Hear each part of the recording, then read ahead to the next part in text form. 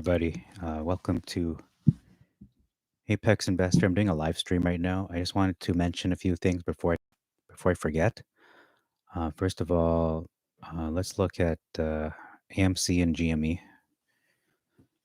and I'll get into my something that I have to say because I don't want to upload anything to my channel unless I have something to say. Uh, if it's just the price of AMC and GME, I don't think it's enough. It has to be something that is close to my heart, and I feel like people need to hear it. So let me just wait for this to load. Basically, when it does load, we will see, AMC is just doing incredibly well. It doesn't seem to be slowing off. A lot of people, in particular, Trades is predicting the squeeze is going to happen. I'm not going to say he's wrong. I'm not going to say he's right, but we'll see. We have to see when we get there. Let me just cover the meme stocks really quick once this loads up and see. Well, overall, the Dow Jones is up just a little bit, 0.13%. In terms of the meme stocks, I don't really see a big gainer of over 10%, really. Yeah, I don't see. Oh, Canaan went up 22% today, so that's pretty good. I'm happy for them. Good stock. Besides that, Mavis is up 15%. That's great. Atos is up 20%. AMC was up 22%. Wow. Wow, this train is not slowing down, is it? I'm really happy for the AMC apes. I'm going to wait for that to drop again. I'm not going to chase that price. That'll go down again. It's a stock. Stocks go down again. Unless the squeeze happens, then everyone's going to get rich. So that's great. I'm happy for those who have been very long suffering when it came to all these shorts, just manipulating it all. And it seems like they just can't bring AMC down. I don't know. Are they going to be successful to drive the price down again? We'll see. Time will tell. GME is up a little bit as well, not as much as AMC. So it looks like between the two, as I said in my previous video, I've been proven wrong. I thought GME would go to the moon. I thought it would go to 1,000, and not that it'll never get there, but AMC is really the one picking up way more steam simply because volume drives price. We can see the volume of GME today was 9 million, below the average of 14 million. AMC is probably over 100 million easily today. Yep, I was right. 474 million. So this volume is just massive. It is significantly, quadruple, almost 5 times the average. So no wonder the price is going up. The day's range was 28 to 33, 53. So people are saying, well, again, when I say people, I mean Trades is saying it'll go to 40. I think this will get to 40. I don't know when, but it will get there eventually. Because even without all this meme, without the meme phenomenon, without all that backing it up, even without Wall Street bets, this stock is still gonna get to 30 to 40 just on a normal, when everything's back to normal kind of deal. If you look at the last 5 years for AMC, you will see this has been at 30.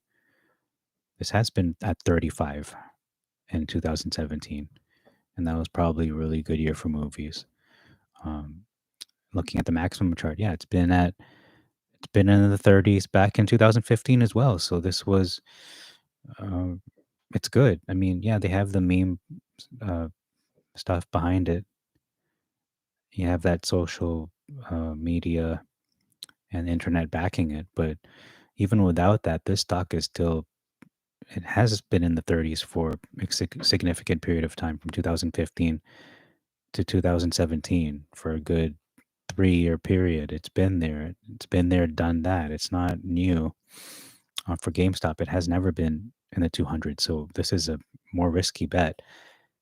However, Ryan Cohen, if we believe in his philosophy and his direction for the company, then we could see another Chewy happen, and this could go to 1,000. But we'll see. It's gonna be a long term play. Um, if you look at the 5 year, this stock is usually again under $30, between $12 to $30. It really isn't known to be in this level. This is pure memeology. This is purely from Wall Street bets and Reddit and the internet backing it. It's become a worldwide global success in that respect. But AMC truly should be in this level, uh, and it could go even double that because of the internet backing it. Could go to double. It could go to 50, 60. And I said, if the squeeze happens, you'll know it because it'll go to triple digits. It might go to 100 at the most. Um, so that's all I have to say about that, in regards to that. And so the reason I'm making this video is really about Bitcoin. Um, so Bitcoin, as many of you probably know, it's taken a hit. It has dropped from, I think, an all-time high of 64,000, or almost 65,000 US per Bitcoin, to its current value as of today, 36,000, around there. So almost half of what it was valued at. But 52-week range, if we look at that, it was actually below 9,000. So this is still good. However, if you bought Bitcoin over 60,000 or even over 40,000, you're at a loss right now. Uh, I mean, personally, I know when I bought mine, I think it was below, I can't remember the exact price, but I'm going to just uh, speculate it was probably around uh, 10,000. I bought it around maybe 10,000 or less per Bitcoin, US dollars. So, I mean, I never plan to sell my Bitcoin. Okay, not never. Maybe when it goes to a million, maybe a billion. I don't know. Probably will go to a million. I think that's very likely. It'll go to 100,000 first, though. We can see it almost reached 100,000. It was on its way, but it has slowed down. And the question came to my mind, okay, why is it going down? What has changed in terms of Bitcoin? What has changed in terms of the value of gold as well? Because even physical gold, I believe, is also dropped. Has the value of gold diminished? Um, these are questions that have to be asked. Has the value of silver dropped? I mean, what has changed so that these two currencies, the digital currency Bitcoin and the physical currency of gold and silver, have dropped? What has caused that? Is it things becoming more normal because things are opening up, especially in America? I would speculate that could be related to that, but it doesn't mean that the value of these commodities will just drop and continue to drop. They are probably the most stable uh, commodities or things to invest in, investments. Two of the most stable investments, if you count gold and silver. Physical gold and silver is one, and then Bitcoin as another one. Because number one, gold again is that's pretty much that's like God's. A lot of people say it's God's currency. It's something that is in the earth, has been here for thousands and thousands of years, and the value of gold will be stable for till probably the end of the age, until until mankind is, until our time is done here as a species. So gold is very stable, and it's only been going up. Um, Value of gold will stay where it is. So I think I've invested in physical gold a little bit here and there, and physical silver as well. People are saying physical silver is going to be a very wise investment. I agree with that. But beyond those two things, above all those two things, I'd say I've been saying this in my channel, maybe not on this channel, but I've been saying it in my other channels, that food is probably the better. investment because Bitcoin, gold, silver, money, all these things are a means to an end, and that end is survival. It's food, it's water, clean water, and nutritious food. So, personally, I think that's the better investment, or at least should be number one priority, or at least number two. I mean, number one really is our relationships with our fellow human beings and our creator. That's really number one because all good things come from our creator, including wealth, including health, including these investments. So yeah, it should be really number one, our relationships with each other and our creator. That's number one. Number two is food. And number three is all these investments, specifically gold, physical gold and silver. And then next, I would say is probably Bitcoin. Uh, Bitcoin you can't make anymore. There's only a limited supply. I believe it's around was it 70 million? I can't remember the exact number, but it's less than 100 million Bitcoin that has been uh, capped at that specific amount. So you can't have any more than that. So Bitcoin is a very good buy at this point in time. I don't think it drops below 30, but it might, it could. But I can see this surging right back up because one thing that is for certain, in my opinion, is that the value of the dollar will continue to drop. Whatever currency, it's going to continue to drop against the value of gold, physical gold, and silver, and in this case, Bitcoin as well. Bitcoin is only going up, it's only going higher and higher until it reaches, God knows where it might go to a million, but it's definitely going to 100,000 in the near future. I'm going to say at least at the most in the next 5 years. I mean, it probably will destroy 100,000, probably get to a million in the next 5 years. But minimum, I'd give it a minimum 3 years to hit 100K per Bitcoin. So I wanted to say that. I just wanted to share that. And why is this happening? Is it because the concerns about inflation were inflated? No pun intended, but they were exaggerated. I don't know. I think it's the perception. I think a lot of it is perception. It is a lot of speculation. It's a lot of sentiment going into the values of stocks, Bitcoin, values of gold, silver. But reality is going to hit. The reality will show uh, just how much money, and in particular, I'm talking about the U.S. government, how much money they've printed, kind of irresponsibly. But I understand. On the flip side, I do understand that uh, they had to do this. It was an emergency measure to stay afloat. It's like a temporary stopgap solution, but there are consequences for those actions. And one of those consequences is inflation. So we're going to see the value of the dollar drop, even as hard as they will try to uh, prevent that. It's going to happen. But just time will show us. Time will tell if this is going to happen. But I do believe this is going to happen. I just don't know how much the dollar will be affected. But to say Bitcoin and gold, the value of Bitcoin, the value of physical gold and silver is going to drop to like worrying levels is unfounded. They're the most stable investments that you could invest in, besides what I said earlier about food, relationships. When we're looking at really solid investments that aren't food and relationships, it's physical gold and silver and Bitcoin. And then the stock market. I just find it way easier to dabble in the stock market. I find it harder to trade Bitcoin because there's a lot of people who are untrustworthy.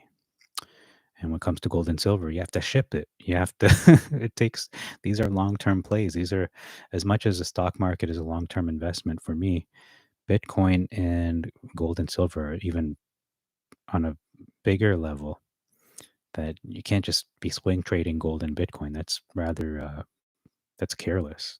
You shouldn't do that. So I think that's all I have to say for this video. Those are very good investments. I don't want to make a video about something that we will be chasing a commodity or a stock. Bitcoin is ripe and primed to be bought.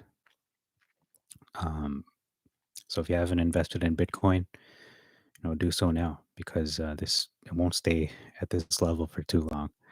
At the 30s, it's going to go right back up, uh, over 50, and then over 60, and then continue its astronomical rise above 100,000, and then people would be, hitting themselves, saying, "Why didn't I buy it at 36 or in the 30s? Now it's at 100K. Could have almost tripled whatever I had." So, and again, if you're going to do the Bitcoin route, and I have done so, I've also bought uh, a hard drive, not a hard drive. It's called a physical, like, storage, so that my Bitcoin or crypto is not online. Don't keep your cryptocurrency online. That's very it's a big mistake. It's what I did, and I ended up losing 2 Bitcoin.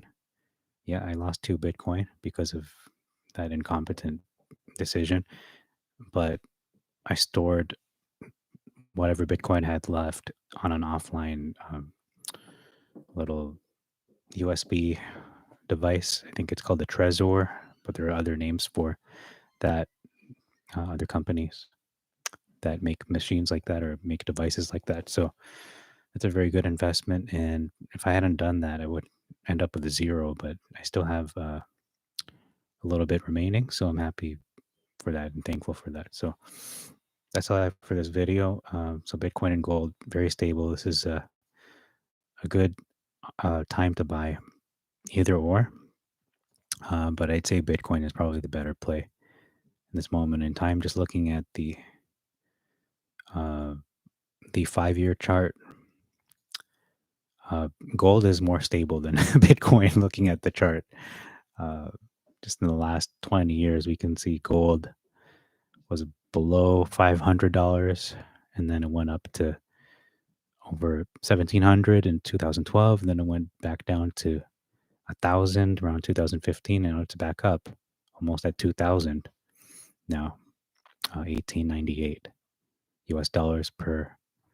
I think is that per ounce, 1 ounce of gold, I think. But anyhow, yeah, it's actually, I wouldn't say gold is the one you want to invest in right now. If you haven't, I'd probably wait for it to drop a little bit, maybe to the 1,000, 1,200 level, before you do that. But it's up to you. But between the two, Bitcoin is the one that is experiencing the dip. So buy the dip. Okay, that's all I have for today. Until next time, is Apex Investor signing out. And I'm only going to make a video if there's really something I have to say. I'm not going to make a video just for the sake of it. All right. Oh, Apex. Hey, gold has gone up. Yeah, silver's up. No electricity, no Bitcoin. I agree with that sentiment, but when we reach the point where, let's just say there's an EMP shockwave, worst case scenario, and all the power grids are taken out, uh, at that point, uh, it's a very bad scenario. You would want to have stocked up on food. You'd want to have stock up on, survival tools. Let's just put it that way: survival tools and security and dogs and whatever. But I don't foresee a power outage being prolonged, like over a year. Maybe at the most a month or two. It depends on where you're from. Depends what part of the world you're from too. North Americans, I think we have it so good. So if there is a power outage, it's only going to be temporary, a week or a month, maybe 2 months at the most. But we can still get along. We can still survive. Um, that's why I say, store your Bitcoin offline, because yeah, in case of a power outage or no electricity, no Bitcoin kind of thing, you still have that physical drive that will store it and keep it safe from hackers. Will keep it safe until the power is restored. So that's why I say, yeah, it's much better to buy a Bitcoin rather than gold and silver at this time, because yeah, gold and silver are both up.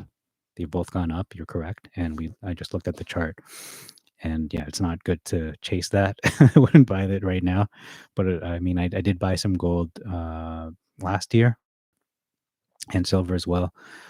Um, because yeah, we were all just we didn't know what was going to happen. I think a lot of people were uh, we were thinking worst case scenario, what'll we do? So you got to prepare for the worst. So that's what I was doing, preparing for the worst. And if it happens, then you're ready. But if it doesn't happen, if it does not happen, at least you're ready later on. It's better to feel, have a peace of mind, sense of security, rather than being unprepared. So that's all I have to say for that. Yeah, thanks for your comments, and thank you for the support. Um, I'm just here to want to help people with that. Share my share my wisdom, if you could call it that, and share my opinion about these things. Okay, have a good day, and check in next time if I have something that I feel is important. Okay, talk to you later. See you in the next video whenever that takes place.